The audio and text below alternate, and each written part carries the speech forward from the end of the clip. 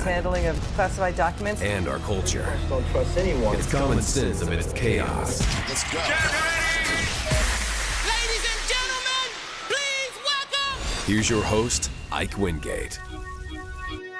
Good afternoon. It is Wednesday, July 30th, 2025, coming to you with an abbreviated version of the show today. Glad you are with us today as we are going to get into the Fed rates. What is the status there? We've got information that's just come out regarding the rates. Unfortunately, it's not good news. I have no idea what the Fed is smoking, but it's obviously illegal.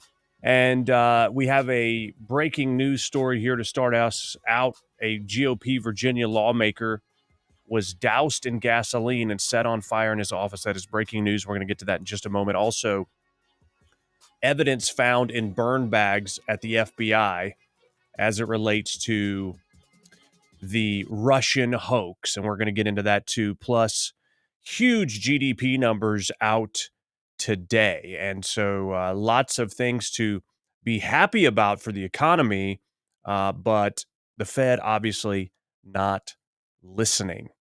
And so we start out with this GOP Virginia lawmaker doused in gasoline, set on fire in his office. The attacker has been identified and is now in custody.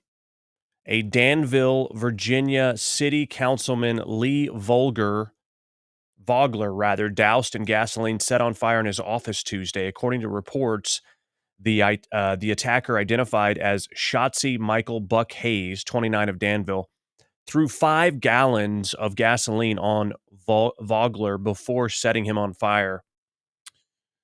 Showcase Magazine's Andrew Brooks said the attacker forced his way into the magazine's office as Vogler was visiting and poured a 5-gallon container of gas on him. Lee attempted to flee, ran to the front of the building, and the individual followed him and set him on fire. The Daily Mail reporting this story as well. And apparently this guy Vogler was elected to the city council in Danville City, Virginia in 2012. Youngest person ever elected to that position at the age of 24. Now that was 13 years ago. And the police department has released a statement now on this, saying the life-saving crew responded to the scene to render aid. The victim airlifted to a regional medical facility for treatment. The full extent of his injuries not known at the time of this release. The suspect fled the scene. Officers located and stopped the vehicle that he was in several blocks away. And so we don't know the status of this city councilman, but obviously this is absolutely crazy there in Virginia, in Danville. Unreal.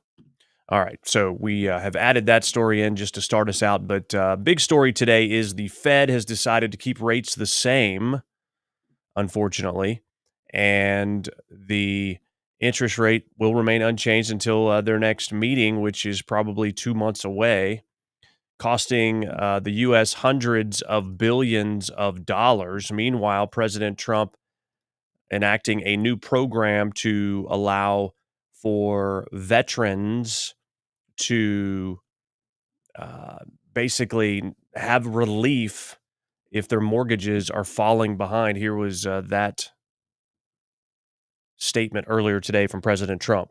Thrilled to sign the VA Home Loan Program Reform Act into law, and that is something that they've wanted to do for a long time. This legislation provides desperately needed relief to veterans and their families who have fallen behind on their mortgages, of which there are a lot, because we have somebody that doesn't want to lower interest rates and probably won't lower them today. It's a really sort of an amazing situation. And it helps keep our promise to end veterans' homelessness. And we're going to do that for America. We're going to do that for our great veterans. I'm thrilled to sign the VA Home Loan Program Reform. So that's it. I mean, weighing in, on the interest rate there as well. Not news to President Trump that they were not going to lower the rate. And you got all these people that are in difficult situation all over the country right now. This interest rate situation is causing a lot of problems for people to refinance, for people to purchase homes. It's very difficult. A lot of industries are at a standstill right now, and the housing market is critical to our economy. And so this is really a terrible move. It's unbelievable, honestly, because the whole idea was you've got to tame interest rates, and they've been tamed and then some. Yet they're doing nothing with the interest rate at all. Obviously they were way too late when it came to increasing the interest rate under the Biden administration and how out of control inflation was under Biden. And they waited about a year too long to start ticking the rate up. And then they went up so fast with the rate, it is actually putting a lot of properties, investment properties, I'm in some of them. It's putting those in danger because nobody figured in this historically rapid interest rate increase. And so they have been screwing a lot of stuff up there at the Fed, and they continue to do so by keeping the rate unchanged today. The Pelosi Act has passed out of committee, the act that Josh Hawley has sponsored in order to eliminate the opportunity for members of Congress to trade stocks while serving.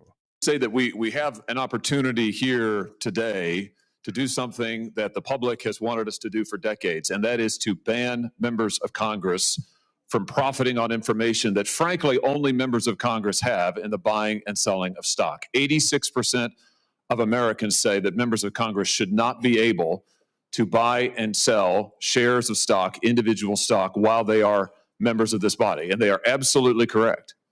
And the reason is, you can see it, there was just another ethics referral in the House last week. We've seen the former Speaker of the House make millions of dollars in profits. We've seen members of both parties, I'm sad to say, be investigated for their stock trades. And the reason for all of this is that, quite frankly, members of this body are privy to information that the normal person just is not. Now, is that insider trading? It is not under the laws. Sometimes people say, well, we already have insider trading laws. We don't need a stock ban. Well, the information that members of Congress are privy to is technically not covered by the insider trading laws, but nobody really believes that the information that we get isn't valuable. It is quite valuable, which is why back during COVID, you saw members of Congress of both parties engage in a flurry of stock trading right after they were getting COVID briefings. Were members of the public getting those briefings? They were not. Were members of the public privy to the kind of information that was being given to members of Congress? No, they were not. And so when you look at what members of Congress are privy to, what they are able to trade on, the access that they have, it's just qualitatively different than your average Joe or Jane, which is why we ought to put into place common sense guardrails that say, if you want to be a member of Congress, you can put you want to save, great. You can buy mutual funds. You can buy broadly diversified investment vehicles. You should not be able to buy and trade individual stock shares in which, frankly, we have an interest in the work that we do. We have information that no other people get, no other members of the public have. This bill would finally redress that.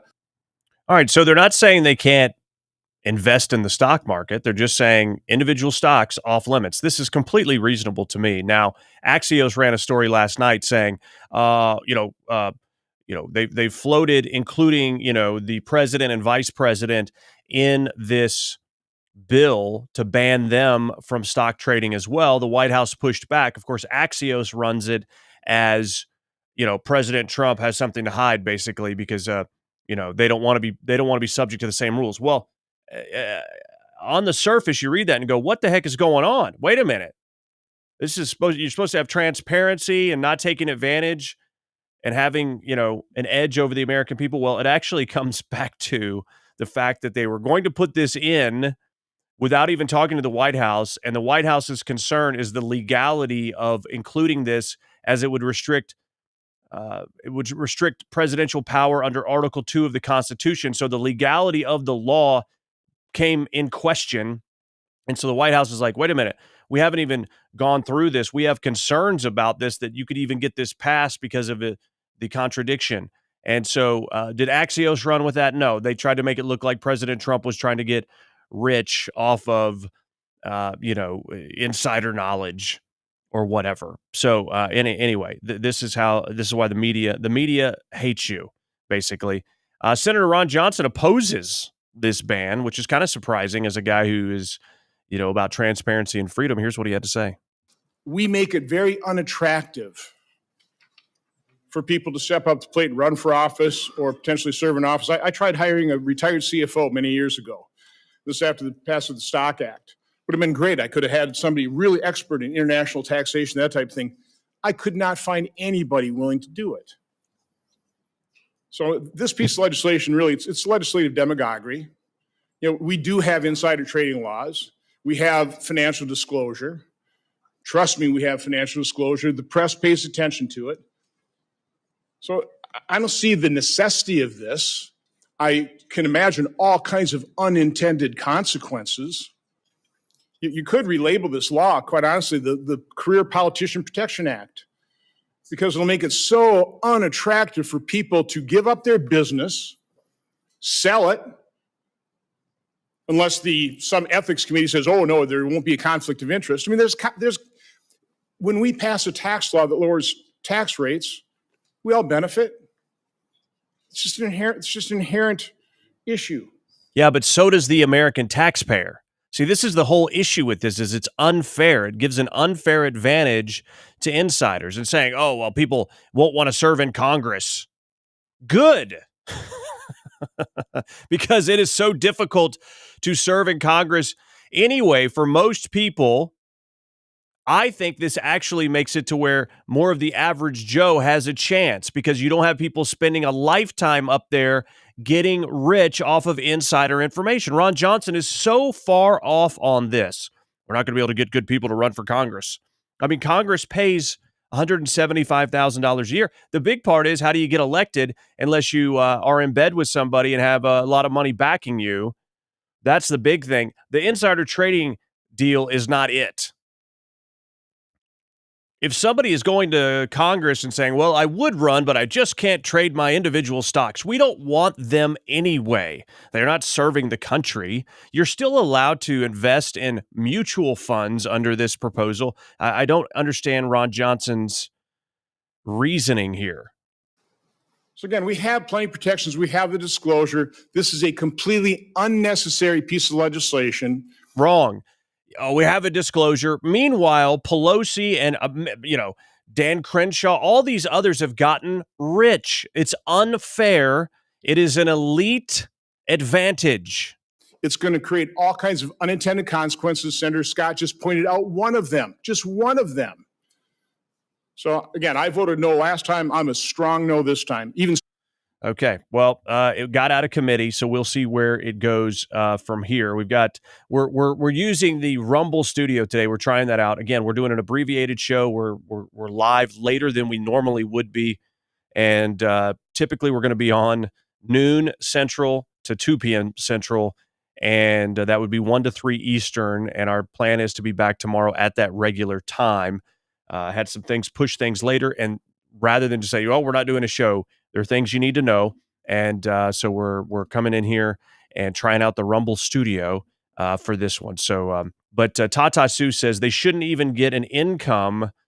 Did I show the right one here? Let's see.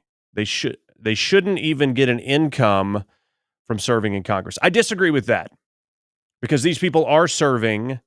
And, originally Congress was not supposed to be in session all the time, and now it is.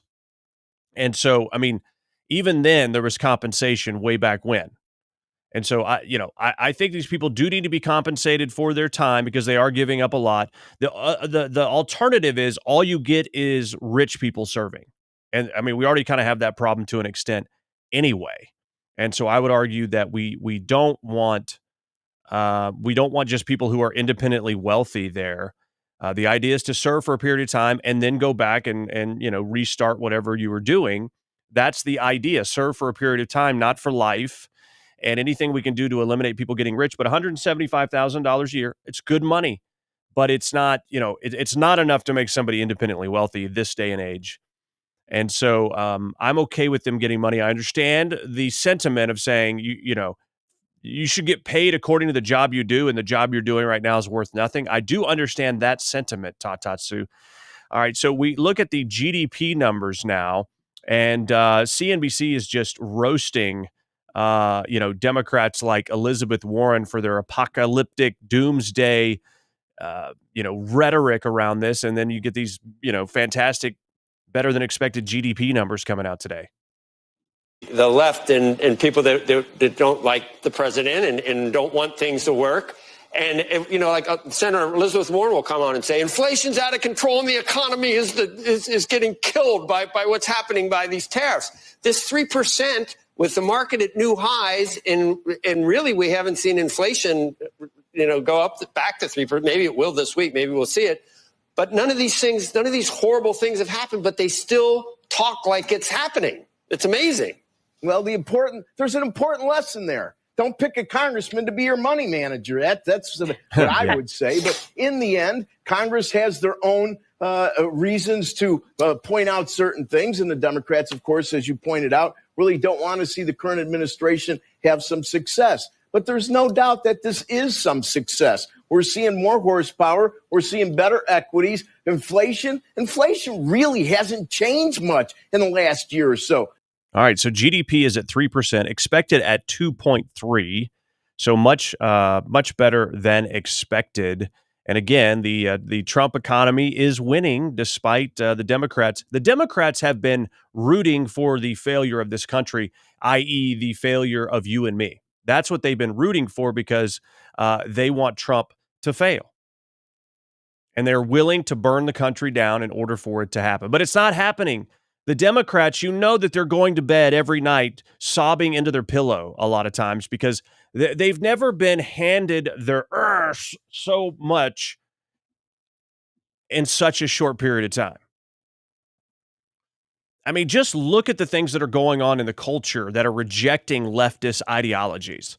You've got the fairness now competing in women's sports, getting men out of there. You've got obviously the border closed, and a lot of people wanted it to happen. People want deportations to actually increase beyond what they are now, despite the liberal media and others, trying to portray this as just inhumane, but people aren't buying it. And, you have people rejecting, Dylan Mulvaney and Bud Light and all that and celebrating American Eagle and Sydney Sweeney or whatever her name is with the jeans commercial. I mean, American Eagle stock has soared. People are like, yeah, we want to quit being told that just normal hetero lifestyle is wrong. And so you have the culture rejecting this woke garbage. And so all of those things added together, along with President Trump's continual win after win after win after win, it has Democrats flailing. And we'll show you Cory Booker going crazy a little bit later. But they have to be crying in their pillow at night regularly. Just liberal tear-soaked pillowcases all over the nation. National Economic Council Director Kevin Hassett says it's really one of the best GDP announcements or releases that you could imagine. And here he was outside the White House earlier today talking about it. It's really one of the best GDP announcements or releases that you could imagine because there's blockbuster growth way above expectation. And there's also a real almost collapse in inflation. It went down by about 1.5% all the way down to 2.1%, which is the Fed's target. And so to have high growth with low inflation and also high income growth, personal income growth was 3%. That's just like about a sweet spot for a GDP release. And I will add that all of this happened while $127 billion in tariffs was raised, which is clearly not harming the American consumer. And we've been downsizing government in order to be more fiscally responsible. 70,000 federal jobs have been reduced, and 5%. There was a 5% reduction in federal government spending while all this was going on. All I do is win, win, win, no matter what. That's what Trump should just start playing when he walks into a room. It's interesting because even with the uncertainty of the tariffs, we should expect some declines. That would be reasonable, and that's okay for a period of time. But we haven't even had that. So it's really defying the so-called experts' predictions, and this growth strategy is what we're talking about. Growth strategy, where the experts say, "Oh, you're lowering taxes. There's not going to be enough revenue coming in. This is ridiculous." Well, when you have explosive growth, you increase tax revenue, which is what happened during the last Trump tax cut. So the growth strategy is working, even with the uncertainty. Now, I would expect once the deal with China is solidified, oh my gosh, if they get that done here in the next 30 days, and at some point the freaks over at the Fed lower the rate, I mean, it's going to be insane. And we may not actually end up having a dip. If it happens, I would say it's completely expected and understandable. But it hasn't happened. And it looks like President Trump has something else up his sleeve. The White House putting out this tweet 2 days away, the golden age, retweeting one of Trump's Truth Social posts saying, August 1st, a great day for America, the golden age, which is 2 days from now. So what does President Trump have up his sleeve yet again? Pretty incredible. Now, the big story out today is this burn bag of material related to the Trump-Russia hoax. FBI Director Kash Patel discovering a trove of documents related to the origins of the Trump-Russia probe buried in multiple burn bags in a secret room inside the FBI. Apparently, the burn bag system is used to destroy documents designated as classified or higher, and so they put it's a burn bag. It reminds me of like having a burn barrel, you just that's how we used to get rid of our trash, the old burn barrel. Anyway, sources confirm that the burn bags were found filled with thousands of documents. So what was the FBI hiding there in those burn bags? John Solomon of Just the News saying that President Trump has every right to be frustrated with Obama, and of course saying there's going to be more documents coming out on this, and it's about to blow wide open. To get going, I want to address Obama for a second. I know President Trump has every right to be frustrated with him. I think President Trump's analysis last week was right. I think my immunity rule might protect him on the original charges. That's what most legal experts tell me, that ruling is so sweeping it will protect Obama for what he did in office. However, Barack Obama can now be summoned before a grand jury. He cannot take the Fifth Amendment because he has immunity from prosecution. He'll have to tell the truth. If he lies as a private citizen about what he did as president, he'll no longer have that immunity. And that is a trap that Obama is sitting potentially facing. And I want to say the irony to that, because on January 5th, 2017, he presided over a meeting in the White House where the FBI had just cleared Mike Flynn of any wrongdoing. And they schemed in that meeting how they might be able to jam up Mike Flynn. And they came up with the idea, we'll lure him into an interview, catch him into a lie, and then prosecute him that way. Barack Obama now is about to face a potential similar situation as the one he created unfairly for Mike Flynn. That's incredible. Really great analysis there that President Obama would have immunity to a certain extent, but his actions after president, they say, would not be subject to immunity. But let's just say we're talking about actions while he was president, and which brings into play he has immunity, so he has to tell the truth. He cannot plead the fifth, like you remember the Chappelle skit, 1, 2, 3, 4, 5, 1, 2, 3, 4, fifth. He can't do that. And if he lies, it's proven that he lies, he is now forfeited any immunity because he's committed perjury. And so David Slink says, is that where they found the Clinton, Hillary Clinton thumb drive, that same area where they found the burn bags? I don't know if it's the exact same area, but it's part of the same investigation into furthering the information disclosure regarding the Russian hoax and the Clinton plan and the Steele dossier and all that stuff, and Operation Crossfire Hurricane. They've uncovered these drives, these thumb drives with correspondence on them, allegedly. So it's getting, President Trump has basically said, at one time he wasn't going to indict.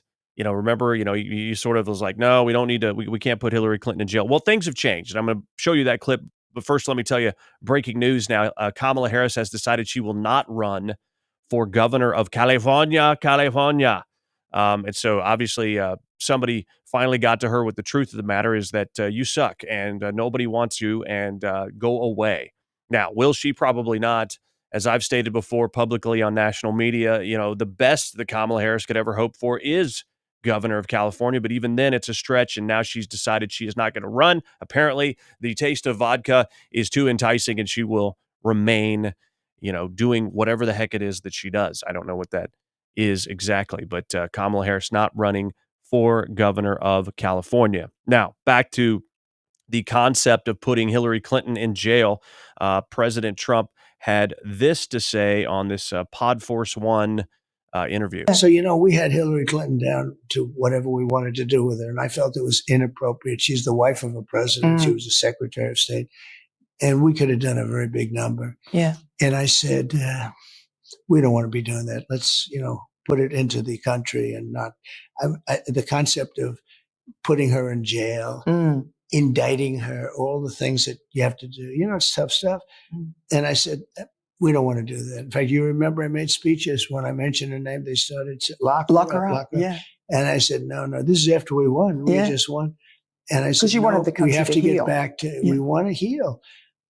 And yet they did it to me. Yeah. So I feel differently. I mean, I'm a human being. I have my feelings too. And so I feel differently about it. Obama, what he did was terrible. What Brennan did and Clapper and Comey and all these lightweights, they're stupid people actually, but what they did and so unnecessary. And they made it really hard. But ultimately, I don't know, they toughen you up. You either learn that you can do that. How many people could handle that? Yeah. I've had so many people said, how did you handle that every day? And they come up with these different scams. They're all scams, and they're still doing it. They're doing it now. Teflon Don, that's what he is. I mean, to be able to handle just baseless allegation after allegation, you're trying to serve the country and do a good job, and they come up with all of this crazy crap. It was a coup, my friends, and we're going to play something here for you momentarily. I want to let you know you can support what we're doing via Cash App or Venmo right now at IkeReport.com, Cash App or Venmo at IkeReport.com. I want to let you know, let's see here, trying out the studio, Rumble Premium. Okay, are we going? Yes, we are. This sponsorship is from Rumble, one that is incredibly important to the survival of the company. When Rumble first started in 2013, they built a platform for the small creator. They didn't censor or have biases. They were fair and treated all creators equally. No one thought platforms would censor political conversation or censor opinions on COVID, but they did. Facebook admitted they fell to pressure from the Biden and Harris administration, and Rumble did not. They held the line. They are attacked daily for giving us a voice to talk to you. They are attacked in corporate media. They're attacked by governments like France. They're attacked from brand advertisers who refuse to work with them. But corporate America, meanwhile, fighting to remove speech, Rumble fighting to keep it. Rumble won't survive with brand advertisers. They don't get much of it. Watching our show right here on Rumble is the most they can ask for from you. But if you really believe in this fight, and if you have the means, one major way to help Rumble survive is by joining Rumble Premium. Join the community that believes in First Amendment, in the First Amendment, and believes in our human rights to free speech. Rumble's offering $10 off with the promo code STUDIO when you purchase an annual subscription. Go to rumble.com/premium and use the promo code STUDIO. Rumble.com/premium. Use the promo code STUDIO. Like I said, if you have the means and believe in this cause, now's the time to join Rumble Premium. If you don't have the means, we're just happy if you watch us right here on Rumble. All right, 2 days after the election in 2016, this man was called up on the NSA phone with an attempt to keep President Trump from being inaugurated. This guy, retired Colonel John Mills, served as the Director of Cybersecurity Policy Strategy and International Affairs in the Office of the Secretary of Defense. We're going to play a little bit of this with the Epic Times So you were actually one of the people that assessed this intelligence community assessment from the side of DOD, as I understand it, that recently we've been hearing about, that Tulsi Gabbard, the director of national intelligence, publicized recently. Yeah, I think it's page 74, 75 of my first book, The Nation Will Follow. 2 days after the election in 2016, I was called up on the NSA phone. The person said I had to be on the intelligence community assessment that was assembling to finalize the Russia narrative, because we were going to prove that Trump was a Russian asset and we were going to delay or block the inauguration of Donald J. Trump for the first term. I just couldn't believe it. This is what you were told? This is what I was told on the phone. So this was a deep state coup from the beginning, that it actually started in early 2016. We went through the process in November. The final product came out in the first few days of January 2017. But bottom line, the supposed top secret review, there was nothing there to show that Russia was trying to manipulate the campaign or the outcome of the election in the favor of Donald J. Trump, that the Trump campaign was somehow colluding with Russia. There was no evidence of anything. So when the document, the Intel Community Assessment, came back to the Department of Defense, because that's what happens in these reviews, the team members, the document, the final end product goes back to all the departments and agencies for review and play. All right, so the clip goes on a little bit longer, but you get the gist here, and that is that this man, retired Colonel John Mills, former director of cybersecurity policy in the Office of the Secretary of Defense, was called up to get him on this report that was designed to delay or keep President Trump from being inaugurated the first time. There you have it, folks. I mean, it's all, the house of cards is crumbling right now. The house of cards is crumbling. And meanwhile, you know, the Democrats are going crazy about the Epstein files. Where have they been the last 4 years regarding the Epstein files? Not a peep. Not a peep. They haven't said a word about the Epstein files. But now they're all over the place. Now, it based on what President Trump is saying about him being a fraud or being a hoax, and how much the Democrats, it's almost as if the Democrats manipulated the Epstein files, tampered with them, planted evidence in them, and then said, you know what, this is going to be a big deal to them. They've scrubbed some names maybe and added Trump in there. And, Trump's looking at it going, this is totally ridiculous. Now, I would say Pam Bondi shouldn't have said what she said leading up to it until she knew what was in there probably. But, hey, hindsight's 20/20. And so now Democrats are really, really calling for these Epstein files, which leads me to wonder, did they try to set a trap for Trump? Now, what the Trump administration is trying to do is unseal grand jury testimony that was blocked by a federal judge in Florida last week. So they're trying to get at, wait a minute, what was actually admissible on the record? Because what we're seeing in the files we have can't be it. And if you have any friends out there that are trying to say that, President Trump had anything to do with it, go back to Virginia Giuffre's testimony. She, of course, is dead. She said she wasn't suicidal, but yet somehow ended up committing suicide. Yes, this is true.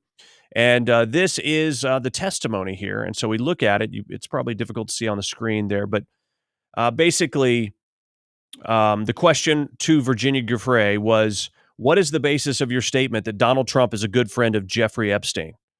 Her answer, Jeffrey told me that Donald Trump is a good friend of his. So Jeffrey said Trump was a good friend.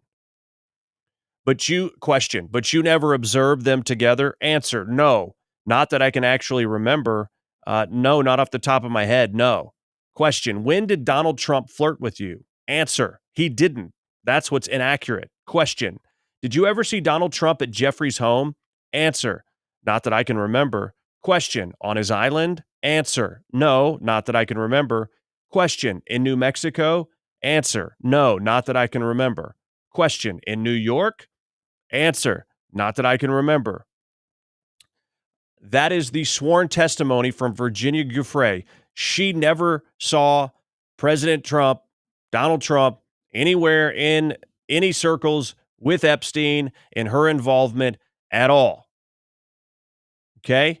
And we have people on the record, like Kevin Spacey just talked to Piers Morgan the other day and said there was a bunch of young girls on a trip with Bill Clinton and Jeffrey Epstein when he saw them in Africa, and he thought this is absolutely reckless. Even Kevin Spacey, a guy who made gay passes at random dudes in bars, thought that President Clinton and Jeffrey Epstein were being reckless. That's how bad it was. So the House of Cards is coming down on the deep state while they are trying to misdirect with the Epstein files. And it is working a little bit because it's taking up some of the oxygen in the narrative on national media outlets. So I would say to an extent it is effective, but it is not going to be able to stop the train that is coming for justice against the deep state. It's not going to be able to do it. Now, I would argue you diffuse a lot of this stuff by releasing stuff, but I think there's a good reason why some things have changed on this, because I believe this is just me saying this. I've never heard anyone say it, but it's just my perception right now is that those files were tampered with because there was unsubstantiated stuff in there. And now you have the Trump administration going to, the grand jury transcript and trying to get those released to try to see what actually was admissible in court on the record against Ghislaine Maxwell, as well as, they're having her testify, right? They're engaging her in questioning. But what was on the record against Jeffrey Epstein in some of these other cases to try to figure out what's actually the truth about this situation. So I think it's very possible that the deep state tampered with these files in an attempt to trap President Trump, because they knew that the people on the right were the ones that were calling for these files. And I think it's a possibility. Okay. That's just my loose theory right now. Again, if you want to support what we're doing, Cash App or Venmo at IkeReport.com or in the chat on Rumble. No contributions on the board yet today. Like I said, we have an abbreviated show. Wanted to make sure that you had this information. And you may have seen this. This is pretty cool. President Trump opened up a new golf course in Scotland, which is interesting when he's over there in Scotland and, meeting with the EU and all that. He's hosting them.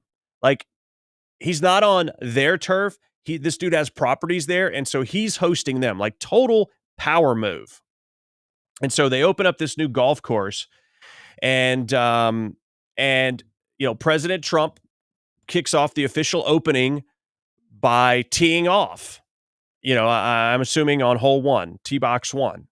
And, you got all these people. I'm just telling you, as somebody who tries to play golf, it's very, very mental. It's a mental game. Anything can throw you off if you have, trouble concentrating. And when you have a bunch of people watching you, even if you have, let's say you're playing and the group behind you at the first tee box is behind you watching you tee off. I've seen many a good players shank it into the woods, myself included. And I'm not including myself in the good player, descriptor, but it's every time I see the pros doing this, where people are lying, I just think, how can you do that? Well, President Trump is obviously a great golfer. He stands there, tees off in front of all these people, and strokes it 290 yards down the fairway. America, Donald J. Trump.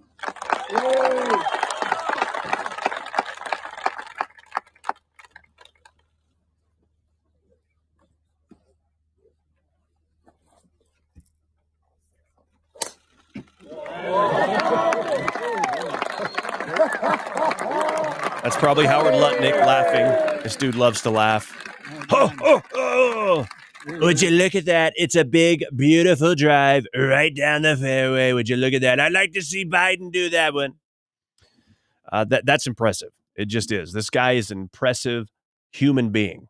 There's no other way to describe the dude. All right, we're about to wrap up the show. Those are the main headlines that you need to know today. But of course, we have today's Triggered Liberal, and we can't do a show without having a Triggered Liberal. So here we go. It's time for today's Triggered Liberal. 1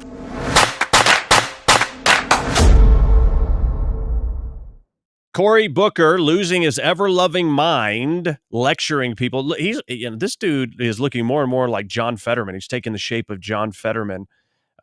You can tell, as I said earlier, the liberal tears that are buried in Democrats' pillows these days because of all the losses they continue to rack up day after day after day. It's taking a toll. It looks like he is engaging in possibly some overeating now, and here he is, unhinged. The Democratic Party needs a wake-up call.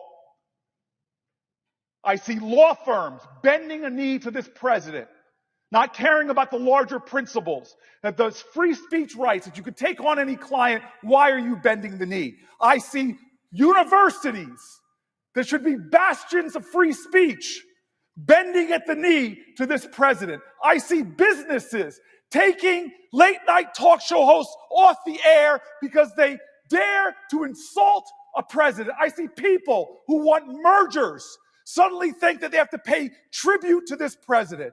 I mean, what a goon.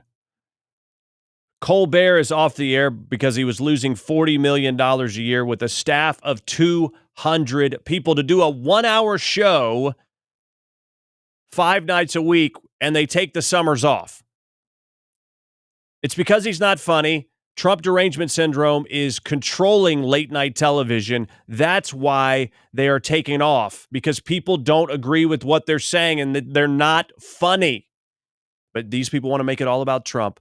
They are the definition of Trump derangement syndrome sufferers, and it is resulting in more and more triggered liberals. It's time for today's Triggered Liberal.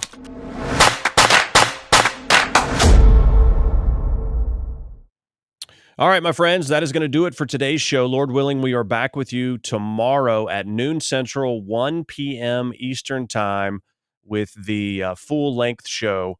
And so I apologize for a condensed version, but hopefully you're able to get the information you need to know to be able to understand what's going on in the world, right? And so we will hopefully be back with you at the normal time tomorrow. And in case you missed earlier this week, big announcement, I've signed on as a Newsmax contributor, and I'll actually be going to New York City to fill in as co-anchor on the morning show August 11th and 12th. It's a Monday and a Tuesday coming up here.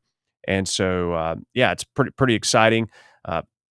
Trying to develop potentially my own, be able to host or anchor a weekend show at some point in the future. So I'm trying to get trained up, learn the ropes, prove my worth. But I appreciate so many of you and your continued support throughout this entire journey as we work toward legitimacy in the industry. So thank you so much. Have a wonderful day. Remember, never stop being a free and critical thinker, because the truth is always worth it.